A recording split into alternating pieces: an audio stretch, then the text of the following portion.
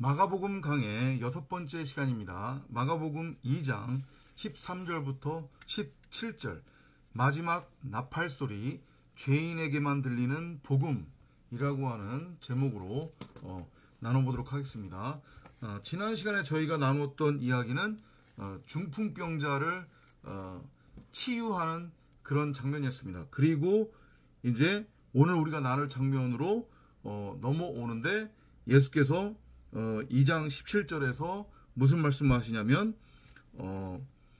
건강한 자에게는 의사가 쓸데없고 병든 자에게야 쓸데있는데 나는 그렇게 자기 자신이 건강한 자라고 자부하는 그런 의인을 부르러 온 것이 아니라 병자, 중풍병자, 죄인을 부르러 왔다. 이제 이 말씀을 하시면서 복음의 메시지를 전하는 그러한 에피소드입니다. 다시 한번 말씀드리지만 이 호코스모스 세상이라고 하는 광야에서의 우리의 삶이라고 하는 것은 말씀에 의해서 끊임없이 그 정금같이 다져져서 훈련을 받는, 물속에 넣었다 뺐다가 반복되는 과정이란 말이에요. 그래서 나라고 하는 육체로서의 육신의 생각을 완전하고 온전하게 죽이는 거예요. 이 세상은 가짜야. 이건 너라고 하는 육신의 생각이 만들어낸 가상현실이란다 얘야. 이건 네가 있지도 않은 선악나무로 네가 존재함으로 그러한 너의 육신의 생각으로부터 기인해서 만들어진 그냥 허상이고 꿈일 뿐이야. 그걸 네가 알아먹어야지 돼. 그러기 위해서는 이걸 만들어낸 근원이 되는 너의 육신의 생각, 선악나무로서의 너 자신, 곧 너는 무엇이 선이고 무엇이 악인지 그 차이를 분별할 줄 안다는 착각에 빠져 있었는데 그런 너가 온전하고 완전하게 죽어야지 돼. 내가 그 일을 하러 온 거야. 너는 귀신 들린 거고 너는 병에 걸린 병자 그리고 죄인이란다. 그걸 알아먹을 때에 내가 너에게서 사람의 생각이 섞인 육신의 생각으로서의 엉뚱한 말인 비진리의 귀신을 내가 쫓아낼 수 있고, 그리고 너가 걸린 그 중풍병, 그 문둥병, 그 병을 내가 치유할 수 있단다. 이 메시지거든요. 그러니까 결국은 복음은 그거예요. 우리의 이 땅에서의 삶은 그게 전부란 말이에요. 3일길의 인생. 첫째 날에는 귀신을 쫓아내고 둘째 날에는 병을 고치고 셋째 날에는 온전하리라. 나에게로부터 가론 유다라고 하는 귀신, 엉뚱한 비진리의 말, 율법이라고 하는 육신의 생각이 쫓겨져 나가는 거예요. 그러면은 이제 배가 터져서 나라고 하는 그 육신의 생각으로서의 내 머리, 배가 터져서 다나토스로 죽음으로 병이 치유되고, 그래서 결국은 새로운 피조물, 새하늘과 새 땅으로서의 그 말씀을 담은 말씀의 집, 성전, 곧 새 포도주, 진리의 말씀이죠. 깨끗한 하나님의 말씀 그 자체, 그 새 포도주를 담을 수 있는 새 부대로 내가 재창조가 되는 거예요. 그러니까 성경은 계속 반복해서 그 얘기만 하는 걸로 그렇게 이해를 하시면 돼요. 그리고 오늘 지금 마가복음 2장 13절부터 17절도 결국은 그 얘기를 하는 거예요. 예수께서 바닷가에 나간단 말이에요. 꼭 보면은 사복음서에 보면, 그죠? 왜 바닷가에 나가느냐? 이것도 그 의미를 설명을 드렸죠.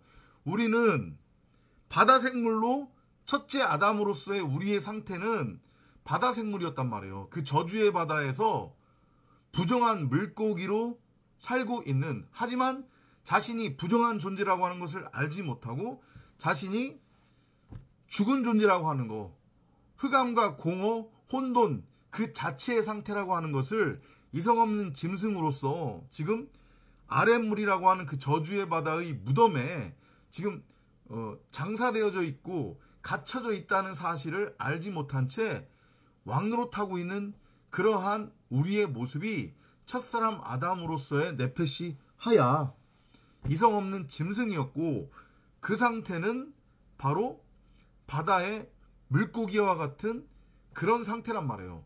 그래서 그러한 우리를 그 바다로부터 말씀이라고 하는 그물이 곧 그리스도가 와서 건져내는 거예요. 그 물에서 무트로. 이해되죠? 그래서 물에서 무트로 이제 건져지면 이건 물고기 입장에서는 죽음이에요. 근데 그 죽음은 영원한 죽음이 아닌 다나토스의 죽음이란 말이에요. 그걸 모형적으로 그려지고 있는 게, 우리가 낚시를 해서 고기를 잡아서 물 밖으로 건져내면 물고기가 살겠다고 그 물속에서 나오지 않으려고 파닥파닥파닥 거리잖아요. 그죠? 계속 파닥파닥 거려요.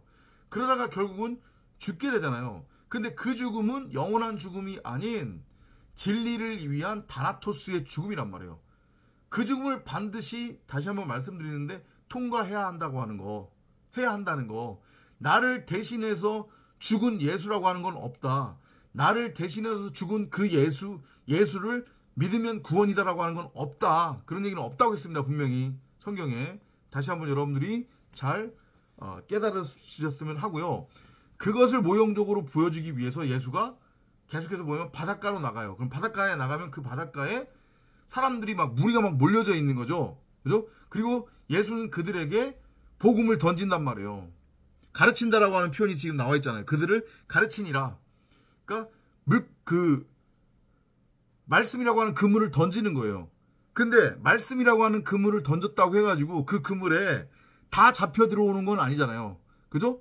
315마리만 들어온단 말이에요. 315가 맞을 거예요. 그죠? 그 베드로가 잡은 물고기의 수를 세봤더니 315마리라고 그렇게 성경에 나오잖아요. 그 315라고 하는 것의 의미도 이게 성전의 넓이란 말이에요. 그 성전의 넓이를 재면 315가 나와요. 그래서 하필이면 315라고 하는 숫자가 나오는 거란 말이에요. 그러니까 말씀을 던진다고 해가지고 그 그물에 다 걸려 들어오는 게 아니라 딱 성전으로 세워질 자들, 말씀 그리스도로 세워질 자들만, 목자의 음성을 알아먹는 자들, 내가 죄인이지, 내가 병든 자지 라는 것을 아는 자들, 자신들에게 무엇이 있어야 되는지를 아는 프토코스, 심령이 가난한 자들은 죽을 것 뻔히 알면서 그 목자의 음성을 알아먹고 그 그물 안으로 들어가는 거예요. 그래서 건져지게 되는 거예요. 그리고 십자가를 통과해서 다나토스로 죽고 이제 말씀 그리스도라고 하는 새 예루살렘 도성, 하늘로부터 내려온 새 예루살렘 도성으로서의 새 하늘과 새 땅인 성전으로 세워지는 것, 그게 구원인데, 그걸 지금 이 메시지를 통해서, 이 에피소드를 통해서 성경이 우리에게 전하고 있는 거란 말이에요. 그때 이제 알페오의 아들 레위가 세관에 앉아 있는 것을 보시고, 당시의 세관은 정말로 악독한 그 세금을 걷는 그러한 뭐라고 해야 돼요? 진짜 그 악랄한 그런 이미지였단 말이에요. 유대인들한테 있어서는. 그러니까 이 성경이 유대인들한테 익숙한 그 뭐라고 해야 돼요? 그 나쁜 이미지, 죄인의 이미지로서의 그 세리, 알페오라고 하는 세리를 일부러 지금 등장을 시키는 거란 말이에요. 내가 온 것은 이와 같은 죄인을 구원하기 위해서 온 거란다. 이 메시지죠. 하나의 모형으로서. 창녀도 마찬가지인 거고. 창녀는 한마디로 얘기하면 자기 몸을 파는 거잖아요. 자기 몸을 팔아서 세상으로부터 품삯을 얻어서 자기의 삶을 영위하는 그러한 신분이었잖아요. 다 모형이고 비운 거예요. 그러니까 우리가 결국은 세리고 우리가 창녀라는 메시지를 주는 거란 말이에요. 그러면 이 세리와 창녀가 주는 그 메시지의 의미가 뭐냐? 우리는 왜 죄인이고 우리가 왜 몸을 파는 창녀로 그렇게 성경은 비유를 하느냐? 나는 무엇이 선이고 무엇이 악인지 그 차이를 분별할 줄 안다는 착각에 빠져서 내 스스로가 하나님이 됐잖아요. 그죠? 내 보기에 옳은 대로 내 멋대로 내 소견대로 선악을 규정하고 정의를 해서 그걸 행위로 행하면서 스스로 왕이라고 여기면서 그렇게 인간이 선악을 멋대로 규정하고 정의해서 그것을 행위로 행하면 반드시 그 행위의 열매가 맺어진다고 했잖아요. 그죠? 그 행위의 열매가 결국은 뭐냐면 땅적인 가치, 육적인 가치란 말이에요. 그러니까 이 호코스모스 세상이 뭐라고 해야 돼요? 그 죄인들의 세상이고 죽은 자들의 세상이라고 성경이 그렇게 증언을 하는 거란 말이에요. 그냥 뭐 추상적으로 얘기를 하는 게 아니라 무슨 의미인지 이해되시죠? 다시 한번 말씀드리지만 이 호코스모스 세상은 자신은 무엇이 선이고 무엇이 악인지 차이를 분별할 줄 안다는 착각에 빠진 하나님처럼 되어버린 선악나무로서의 첫 아담인 네페시 하야들이 율법을 열심히 행위로 행해서 만들어낸 가상현실이고 그들의 율법의 행위를 통해 그들이 쌓은 큰 성 바벨론, 바벨탑이란 말이에요. 이건 무너져야 될 거라고 그랬잖아요. 반드시 무너진다고. 그죠? 왜냐? 진짜가 아니기 때문에. 이해되시죠? 그게 죄인의 모습이에요. 그게 인간의 죄란 말이에요. 그걸 모형적으로, 비유적으로 지금 보여주고 있는 인물로서 등장한 게 세리와 창녀예요. 결국은 내가 그렇게 율법을 열심히 행위로 행하면서 세상 왕에게 나를 팔아먹는 거잖아요. 세상 왕과 간음하고 있는 거잖아요. 나의 신랑은 말씀 그리스도라고 하는 전능자 하나님인데 엉뚱하게 세상 왕이라고 하는 율법과 지금 뭐라고 해야 돼요? 달라붙어서 간음하고 행음하고 있는 거잖아요. 그래서 창녀라는 표현을 쓰는 거란 말이에요. 그리고 또 다른 표현으로는 세리로 비유를 하고 있는 거고 죄인이라는 거죠. 그죠? 죄를 그렇게 비유적으로 표현하고 있는데 근데 예수가 하필이면 그런 자들과 함께 식사를 하는 거예요. 이해돼요? 무슨 얘기인지? 신랑과 함께 있을 때는 금식을 할 필요가 없어요. 그 신랑이 넘겨주는 양식이 그게 결국은 말씀 그리스도라고 하는 하늘로부터 내려온 산떡으로서의 떡과 포도주 곧 말씀 그리스도라고 하는 하늘 양식이니까 그걸 받아 먹어야 된단 말이에요. 그걸 받아 먹어야 사는 거예요. 신랑과 함께 있을 때는 혼인잔치가 벌어지고 있는 거란 말이에요. 내가 왕같은 제사장으로 섬김을 받는 거예요. 말씀 그리스도로부터. 그거의 모형이란 말이에요. 그리고 이들은 세리와 창녀는 말씀 그리스도라고 하는 예수가 찾아간 이유도 그렇고 또 그러니까 하나님의 나라는 내가 찾아가는 게 아니라고 했잖아요. 여러분들의 그 어떤 열심이나 노력, 어떤 지식적인 공부, 행위 그걸로 여러분들이 하나님 나라에 들어갈 수 있는 게 아니라고 했습니다.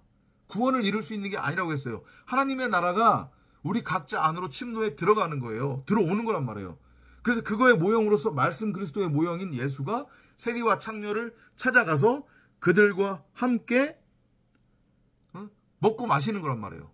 그 모형이에요. 근데 또 세리와 창녀 입장에서는 왜 말씀 그리스도의 모형인 예수와 먹고 마시느냐?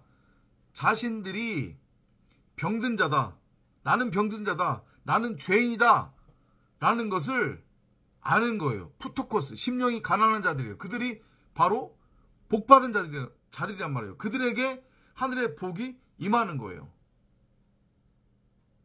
그리고 그렇게 자신이 죄인임을 알고 깨달음으로 그들은 예수와 함께 예수로서 십자가에 못 박혀 다나토스로 죽고, 그러므로 인해서 비진리의 귀신이 쫓겨나가고 비진리라고 하는 그 율법의 병이 치유되면서 그들은 율법이라고 하는 그 선악나무와는 이제 완전히 분리가 되어 죄사함을 통해 구원에 이르는 그런 장면으로 이해를 하시면 돼요. 그러니까 다시 한번 말씀드리는데, 이렇게 참복음을 이렇게 전했어요. 그래서 누군가가 그 복음을 들었단 말이죠. 그러면 제가 어젠가 엊그저께 영상에서도 그런 말씀을 드린 것 같은데, 즉시로 반응이 보이지 그냥 머리 극적극적거리면서 그래요, 당신이 나한테 들려주는 말은 내가 기존에 들었던 그 예수쟁이들이 하는 말하고는 약간 다른 것 같은데 그래도 뭐 잘 모르겠네요. 하여튼 당신이 나한테 들려준 얘기는 기존에 내가 들은 얘기하고는 뭔가 다른 것 같기는 하네요. 뭐 조금 더 한번 들어볼까요? 그런 거 없다는 거죠. 그 즉시로 반응이 나타난다는 거예요. 요 메커니즘을 여러분들이 잘 이해를 하시기를 바랍니다. 그래서 오늘 제목을 제가 죄인에게만 들리는 복음이라고 하는 마지막 나팔소리로 그렇게 제목을 정한 거예요. 아셨죠? 반면에 그 장면을 지금 누가 보고 있었어요? 바리새인들이 바라보고 있었잖아요. 그 바리새인들이, 서기관들이 그 16절에 보면 예수께서 죄인 및 세리들과 함께 잡수시는 것을 보고 그의 제자들에게 이르되 어찌하여 세리와 죄인들과 함께 먹는가? 그러니까 이해가 안 되는 거지, 얘네들은. 왜냐? 자신들은 의인이라고 지금 뭐라고 해요? 확신에 차 있는 거잖아요. 바리새인들과 서기관들은 그 누구보다도 목숨 걸고 율법을 행위로 행하는 자들이기 때문에, 목숨 걸고 율법을 행위로 지키는 자들이란 말이에요. 나는 무엇이 선이고 무엇이 악인지 그 차이를 분별할 줄 안다는 철저한 착각에 빠져있는 자들이에요. 심지어는 이마나 여기 팔뚝에다가도 율법을 새기고 다닐 정도로, 그 정도로 바리새인들과 서기관들은 철저한 율법주의자들이었단 말이에요. 그들은 11조도 꼬박꼬박 했어요. 그 11조 해가지고 그걸 가지고 가난한 사람들 도왔다니까요. 그런데 예수가 그런 바리새인들과 서기관들을 가리켜서 독사의 새끼들이라고 그러잖아요. 그리고 너희들은 의인이다. 그래, 그렇게 죄인들과 너희들 눈으로 너희들이 규정하고 정의하는 그 선과 악으로 세리와 창녀는 죄인으로 그렇게 정의하고 죄인으로 보이는데 너네들 눈에 있는 들보는 보이지 않느냐?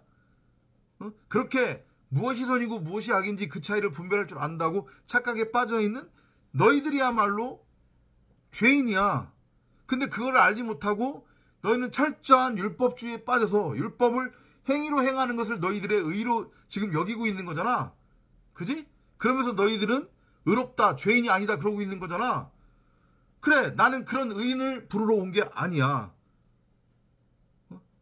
너희들한테는 의사가 필요 없어. 너희들 스스로가 하나님이라고 여기기 때문에, 너희들 스스로 율법을 행위로 열심히 행한다고 하는 그러한 자부심, 착각에 빠져있기 때문에 너희들한테 하나님의 나라는 침노에 들어가지 않아. 침노에 들어갈 수가 없어. 한번 끝까지 율법으로 구원에 이를 수 있다고 그렇게 착각에 빠져서 한번 끝까지 율법을 행위로 행해봐라. 온전히 다 행할 수 있는지, 그 메시지란 말이에요. 대신에 내가 지금 같이 먹고 마시고 있는 이 세리와 창녀들은 자신들이 죄인이라고 하는 것을 알고 깨닫고 고백한 자들이야. 자신들이 병자임을 아는 자들이야. 나는 그러한 죄인 병자를 부르러 왔어. 그래서 말씀 그리스도로서의 예수를 성경이 계속해서 목자로 비유하는 거란 말이에요. 복음을 계속해서 던지고 가르치죠. 이게 음성으로 들려지는 거란 말이에요. 목자의 음성으로. 그리고 그 음성을, 목자의 음성을 알아먹는 그 목자의 양들이 있다는 얘기예요. 그래서 그 양들은 목자가 계속해서 그물을 던지고 복음이라고 하는 그 말씀을 음성으로 계속 던지면 그거를 알아먹는 자들이 있다는 거예요. 내가 바로 죄인이고 내가 바로 병든 자였구나. 그들에게는 복음이, 진리가 그들을 살리는 마지막 나팔소리가 되는 반면에 바리새인이나 서기관들과 같은 성경을 여전히 육신의 눈으로 눈에 보이는 문자 그대로 읽고 믿고 행하는 자들, 율법이 복음이라고 착각하는 자들, 복음을 나는 무엇이 선이고 무엇이 악인지 그 차이를 분별할 줄 안다는 선악으로 곡해하는 자들, 허구한 날 입만 열면 교훈, 교리, 도덕, 율법, 윤리, 세상 사는 지의 삶의 적용 지침 이타령하면서 자신들의 삶에 잘 적용시키면 자신들이 원하는 가치를 추구할 수 있고 이 땅에서 잘 먹고 잘 살 수 있다고 하는 자들, 죄다 다 의인이란 말이에요. 그들에게는 하나님의 나라가 침노에 들어가지 않아요. 미안한 얘기지만 그들은 구원에서 이미 탈락된 거란 말이에요. 꽝이란 말이에요. 그들에게 복음은, 참진리 참복음은 정말로 그들을 영원한 멸망으로 이끄는 마지막 나팔소리가 되는 거예요. 여러분들은 참복음을 지금 어떻게 듣고 계십니까? 여러분들을 다나토스로 죽여서 살리게 될 영생의 마지막 나팔소리로 듣고 계신가요? 아니면 여러분들을 영원한 멸망으로 이끌게 될 멸망의 마지막 나팔소리로 듣고 계신가요? 여러분들 스스로를 점검해 보시기 바랍니다. 다음 시간에 또 찾아뵙도록 하겠습니다. 안녕히 계십시오.